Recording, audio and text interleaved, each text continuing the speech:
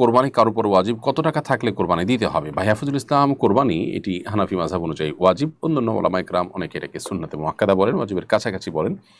এই ওয়াজিবটা হবে তখন যখন একজন মানুষ তার কাছে জাকাত ফরজ হওয়ার মতো টাকা থাকবে, অর্থাৎ 83 থেকে 85 গ্রাম স্বর্ণ এটার মালিক, অথবা আপনার 52 এই পরিমাণ রূপার মালিক যখন কেউ হবে, আর এর পরিমাণ স্বর্ণের মালিক যখন হবে, আমরা ভরিতে হিসাব করলে 7.5 ভরি স্বর্ণের মালিক যখন কেউ হবে, অথবা এটার পাশাপাশি যদি স্বর্ণ রূপা যে কোনো একটা মানদণ্ড হতে পারে, অতএব রূপার দাম কম হিসাবে রূপারটাই আগে মানুষ স্পর্শ করবে নেশাব, সেটাই স্বাভাবিক। সেই হিসাবে রূপার হিসাব করলে আমরা 52.5 ভরি রূপা, এটা কেনার জন্য যে পরিমাণ টাকা লাগে বর্তমান বাজারে 80 থেকে 85 হাজার টাকা, এই টাকার মালিক হলেই তার উপরে জাকাত আবশ্যক হয় 1 বছর হলে। আর কোরবানি আবশ্যক হবে 1 বছর হওয়ার আগেও যদি এরকম টাকা থাকে কোরবানির দিনগুলোতে। তাহলে 83 বা 85 গ্রাম স্বর্ণের কথা বলেছি, ওইটা নয়, বরং রূপারটা স্পর্শ করলেই